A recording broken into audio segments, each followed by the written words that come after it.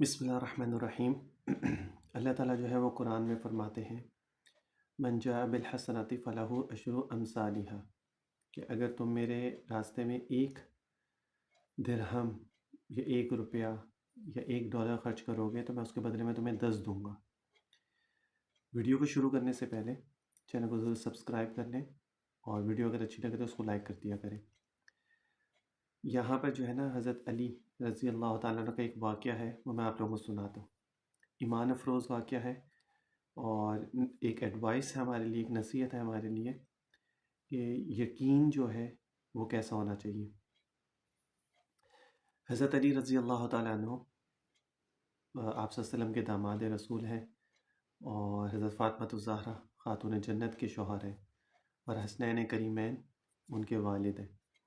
انہوں نے 6 درہم ایک دفعہ حضرت فاطمہ الزہرا رضی اللہ تعالیٰ عنہ کو دیے آٹے کے لیے۔ اتنی دیر میں ان کے دروازے کے اوپر جو ہے ساحل آ گیا مانگنے والا۔ اس نے کہا کہ کچھ دے دو۔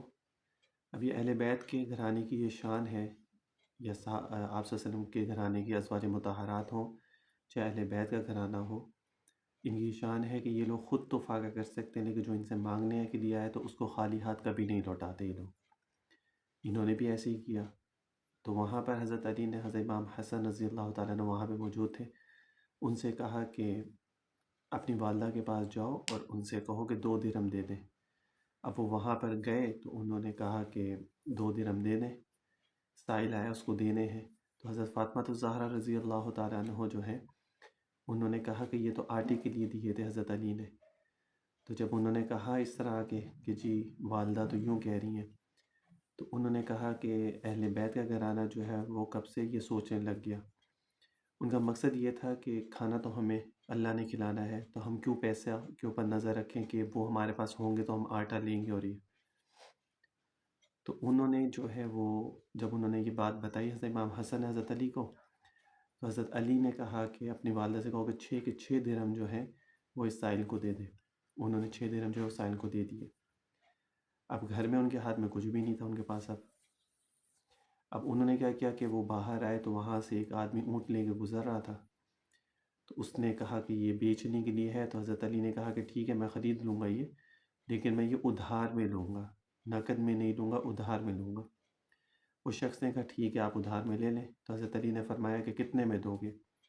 تو اس نے کہا کہ 140 درہم میں۔ تو حضرت علی نے کہا کہ ٹھیک ہے اس کو میرے گھر کے باہر جو جگہ تھی وہاں پہ باندھ دو۔ تو اس نے باندھ دیا۔ اب وہاں پر جو ہے کچھ ٹائم بعد ایک اور شخص وہاں سے گزرا، اس نے کہا کہ یہ اونٹ بیچنے کے لیے ہے۔ تو حضرت علی نے کہا کہ بیچنے کے لیے ہے۔ تو اس نے کہا کہ ٹھیک ہے میں یہ آپ سے خریدوں گا۔ تو حضرت علی نے کہا کہ یہ میں نقد میں تمہیں بیچوں گا، یعنی میں اسی ٹائم تم سے جو ہے وہ پیسے لوں گا، کیش لوں گا۔ اس نے کہا ٹھیک ہے۔ حضرت علی نے جو ہے اس کو وہ اونٹ کی جو قیمت تھی اس نے پوچھی، تو حضرت علی رضی اللہ تعالیٰ نے فرمایا کہ میں اس کو 200 درہم میں تمہیں دوں گا۔ اس شخص نے کہا کہ ٹھیک ہے میں آپ سے یہ 200 درہم میں لے لوں گا۔ حضرت علی نے اسے 200 درہم لیے۔ 150 درہم جو ہے 140 درہم جو ادھار میں آپ نے اس کے ساتھ طے کیا تھا وہ آپ نے اس شخص کو واپس دیے جس کا اونٹ تھا، جس سے آپ نے ادھار میں وہ خریدا تھا، اور 60 درہم جو تھے وہ حضرت علی رضی اللہ تعالیٰ نے اپنے پاس رکھا۔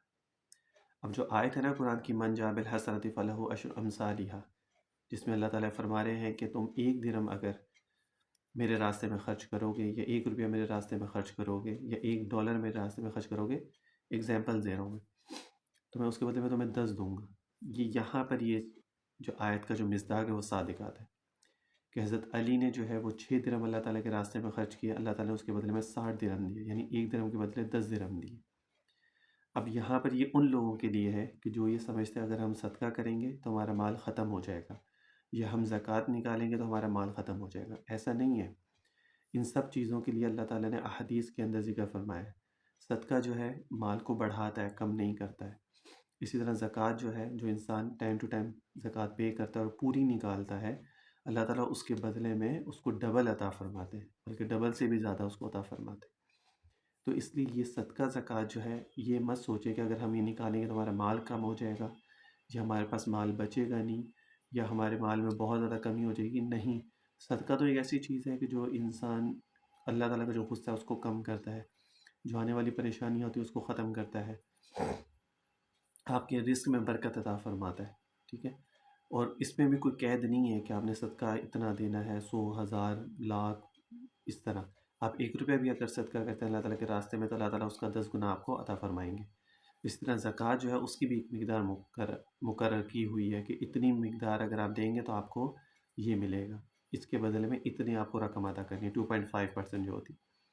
تو اس لیے ان چیزوں میں اللہ تعالیٰ کا راستہ جہاں پر بھی ہے، چاہے وہ زکوٰۃ ہے، صدقہ ہے، کہیں مسجد ہے، کہیں مدرسہ ہے، ٹھیک ہے، جہاں پر بھی زکوٰۃ و صدقہ لگتا ہے تو وہاں پر دل کھول کے خرچ کریں۔ یہ مت سوچیں کہ جو آپ کی قسمت کا وہ آپ کو ملے گا، وہ آپ سے کچھ چھین نہیں سکتا۔ جو آپ کی قسمت کا وہ آپ کو تب تک ملتا رہے گا جب تک آپ کی زندگی ختم نہیں ہوتی، آخری سانس تک آپ کو آپ کے مقدر کا ملے گا۔ جب آپ کا مقدر کا لکھا ہوا ختم ہو جائے گا، پھر آپ کی یہاں پہ سانسیں بھی ختم ہو جائیں گی اور پھر آپ اس دنیا سے چلے جائیں گے۔ تو اس لیے ان چیزوں کے بارے میں مت سوچیں، جو اللہ نے قرآن میں ذکر فرما دی اس کے بارے میں سوچیں اور دل کھول کے اللہ تعالیٰ کے راستے میں خرچ کیا کریں۔ اللہ تعالیٰ ہم سب کو اپنے راستے میں زیادہ سے زیادہ مال خرچ کرنے کی توفیق عطا فرمائے، اور صحیح نیت کے ساتھ دکھاوا اور شو بازی ان سب چیزوں سے اللہ تعالیٰ ہمیں محفوظ رکھے، اور صحیح معنی میں اللہ تعالیٰ کی رضا کو حاصل کرنے کی، خرچ کرنے کی توفیق عطا فرمائے۔